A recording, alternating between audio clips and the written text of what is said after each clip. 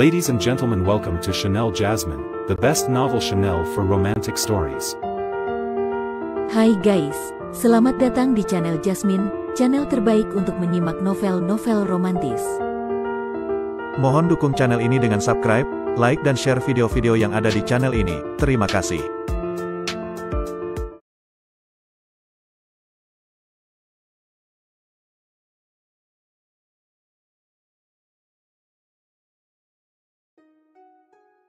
Perintah Kaisar Naga bab 5274, 5275, 5276. Dev mengenakan kemeja kain biru pudar dan tampak agak tidak pada tempatnya berdiri di tengah kelompok pengikut Sekte Pedang. Ling Xue dan yang lainnya mengenakan jubah putih standar Sekte Pedang, tetapi ia masih mengenakan pakaiannya yang biasa. Pedang pembunuh naga yang tampak biasa di pinggangnya tampak lebih polos dan sederhana dengan latar belakang berbagai pedang indah di sekelilingnya. Kakak senior Chen, lihat ke sana. Ling Xue diam-diam menyentuh lengan Dev dan menunjuk ke arah tim perguruan pedang dewa yang tidak jauh dari sana. Terlihat tiga pemuda berbaju zirah perak mengelilingi seorang pria berbaju merah. Pria itu memiliki alis tajam dan mata yang cerah, serta senyum angkuh di bibirnya. Dia adalah Zhao Jingfeng. Ia seolah merasakan tatapan Ling Xue dan berbalik, tatapannya menyapu Dev seolah-olah sedang menatap benda tak berarti. Lalu ia tersenyum sinis dan berkata kepada rekan seperguruannya di sampingnya, Sekte Pedang benar-benar mengirim sampah tak berguna dari alam dispersi abadi untuk menambah jumlah murid kali ini. Sepertinya mereka benar-benar tidak punya orang lain. Para murid di dekatnya langsung tertawa terbahak-bahak. Tawa mereka tidak keras, tetapi terdengar jelas di telinga para murid Sekte Pedang. Wajah Ling Xue memucat karena marah, dan tangan yang memegang gagang pedang sedikit gemetar, itu keterlaluan. Namun, Dev tetap tenang dan hanya berkata, terserah mereka mau mengatakan apa. Dev memperhatikan bahwa di perguruan pedang dewa, Qin Feng, yang sedang bersaing dengan Ling Xue dalam keterampilan pedang, tidak berada di barisan murid, tetapi duduk di kursi depan. Saudara Chen, Qin Feng adalah putra pemilik rumah bangsawan, jadi dia punya status tinggi. Dia tidak akan naik panggung untuk pertarungan seperti ini.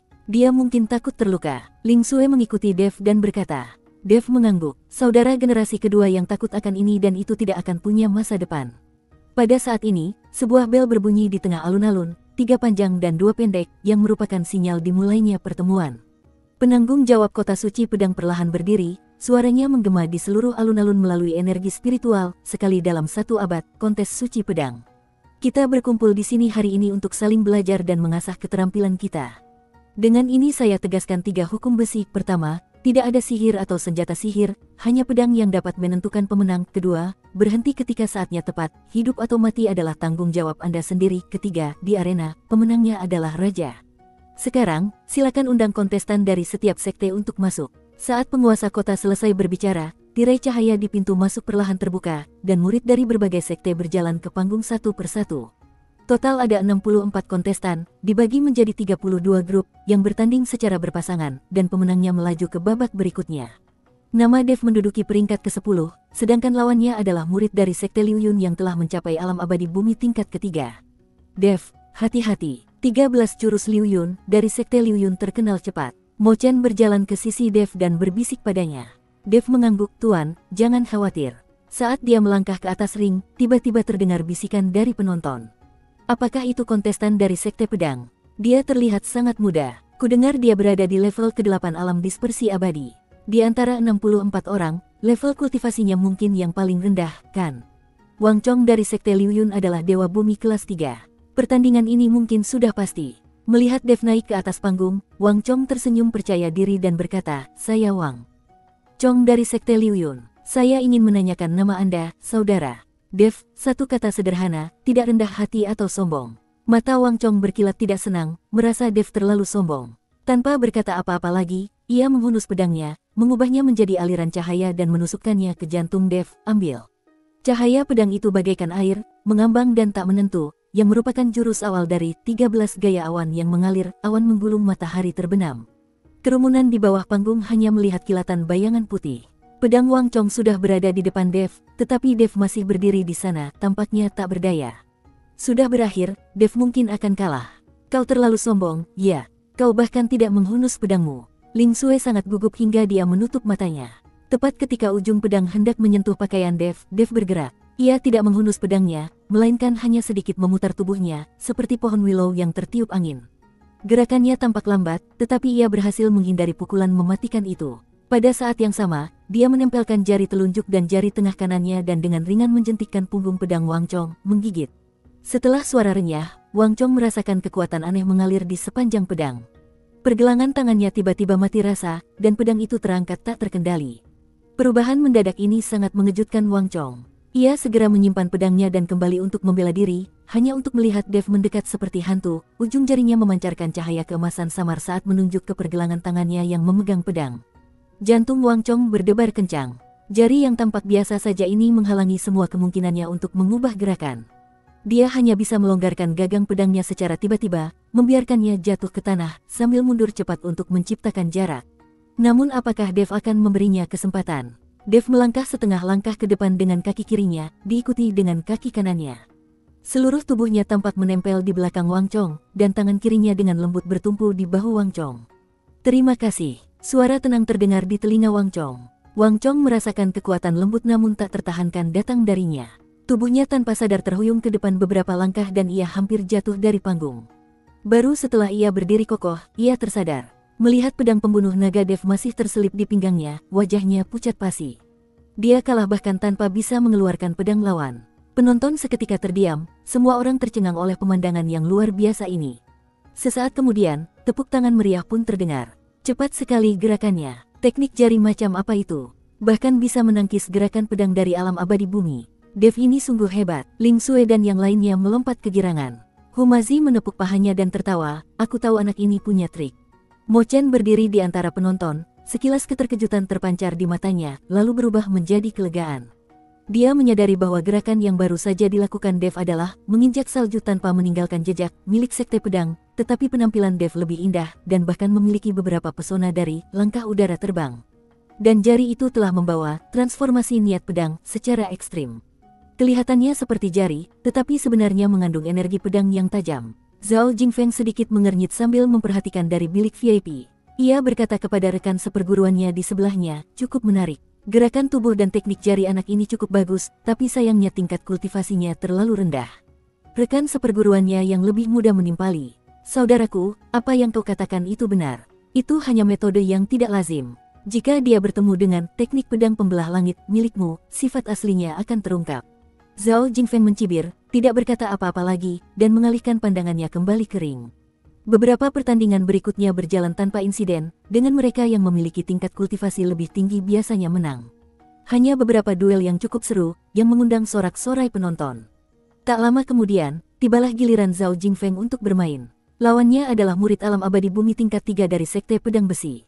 Begitu keduanya bertarung, Zhao Jingfeng menggunakan teknik pedang pembelah langit. Saat ia mengayunkan pedangnya, terdengar suara siulan tajam yang membelah udara. Setiap serangan terasa kuat dan berat, dan ada kilatan petir samar di bayangan pedang. Jurus pedang murid Sekte Pedang Besi memang kuat, tetapi kurang fleksibel. Hanya dalam 3 jurus, Zhao Jingfeng berhasil menepis pedangnya dan ujung pedangnya mengenai tenggorokannya. Menyerah, wajah murid Sekte Pedang Besi memucat dan dia berteriak cepat. Zhao Jingfeng mencabut pedangnya, memandang sekeliling panggung, dan tatapannya akhirnya tertuju pada Dev dengan rasa provokasi yang kuat. Dev hanya melirik ke belakang dengan acuh tak acuh dan mengabaikannya. Setelah putaran pertama kompetisi, di antara 32 murid yang maju, hanya Dev yang berada di alam dispersi abadi. Hal ini membuat banyak orang menatapnya dengan kagum. Lagi pula, bukan kebetulan ia bisa memasuki babak kedua di level ke-8 alam dispersi abadi. Setelah pertempuran ini, nama Dev juga menyebar di kota suci pedang. Putaran kedua akan diadakan 3 hari kemudian. Setelah putaran penyaringan pertama, para kontestan yang tersisa merupakan yang terbaik dari sekte mereka masing-masing, dan kekuatan mereka telah ditingkatkan ke tingkat yang lebih tinggi dari sebelumnya. Lawan Dev adalah seorang murid dari sekte Liehuo bernama Zhang Kuang, yang telah mencapai tingkat keempat alam abadi bumi dan menguasai teknik pedang Liehuo dengan sempurna. Jurus pedangnya membawa gelombang udara panas yang konon mampu melelehkan besi halus. Wah, beruntung sekali kamu bisa lolos ke babak kedua. Kalau kamu ketemu aku, sialnya kamu. Zhang Kuang memegang pedang panjang berwarna merah di tangannya, dengan nyala api samar yang masih menyala di pedang tersebut. Jelas sekali itu adalah harta karun yang mengandung kekuatan spiritual atribut api. Dev tetap tenang dan perlahan menghunus pedang pembunuh naga. Saat pedang itu terhunus, tak terdengar suara gempa bumi, hanya suara dengungan pelan, bagaikan seekor naga yang sedang tidur dan terbangun. Namun Humazi, yang akrab dengan pedang pembunuh naga, tahu betapa mengerikan kekuatan yang terkandung dalam suara dengungan yang tampaknya biasa itu. Oh, apakah kamu akhirnya bersedia menghunus pedangmu? Zhang Kuang melengkungkan bibirnya membentuk senyum dingin. Sayangnya, pedangmu hanya akan menjadi besi tua di hadapanku. Sebelum selesai berbicara, ia sudah mengayunkan pedangnya. Cahaya pedang merah itu bagaikan naga api yang muncul dari laut, menerjang Dev dengan gelombang panas yang bergulung-gulung. Orang-orang yang berada di bawah panggung hanya merasakan gelombang udara panas yang menerjang ke arah mereka, dan banyak pendeta dengan tingkat kultivasi rendah bahkan secara tidak sadar mengambil beberapa langkah mundur.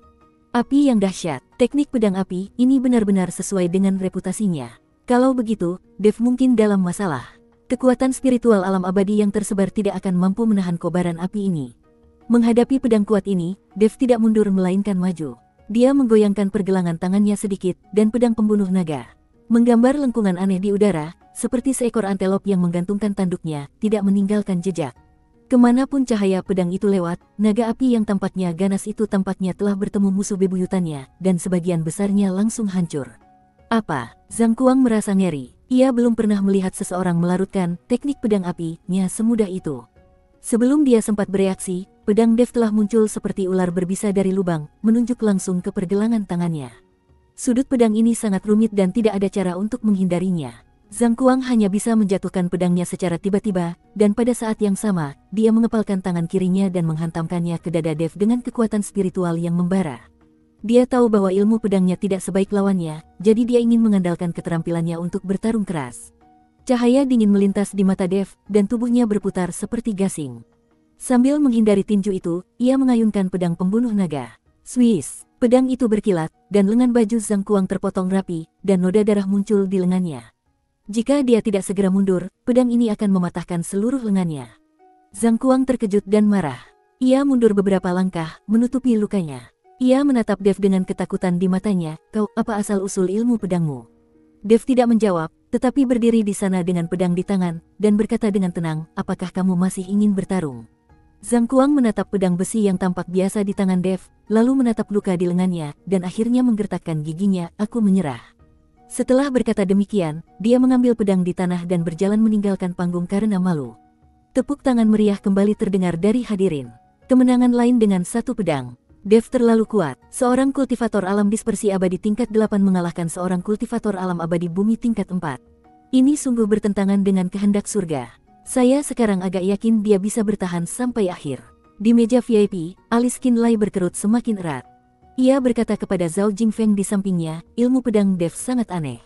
Kelihatannya biasa saja, tetapi ia selalu berhasil mengalahkan orang yang ceroboh dengan kepintarannya. Jika kau bertemu dengannya, jangan gegabah. Zhao Jingfeng berkata dengan nada tidak setuju, jangan khawatir, Tuan. Ini hanya taktik oportunis. Jika kita benar-benar bertarung langsung, dia tidak akan mampu menangkis satu pedang pun dariku. Anak ini tidak hanya memiliki ilmu pedang yang hebat, tetapi niat pedangnya juga sangat kuat. Aku pernah mengalaminya sebelumnya. Jangan ceroboh, awas terbalik di parit. Qin Feng menatap Dev dan teringat saat ia beradu ilmu pedang dengan Ling Sui di gerbang kota. Dev menyerang dengan semburan ilmu pedang, memisahkan mereka berdua. Bersambung.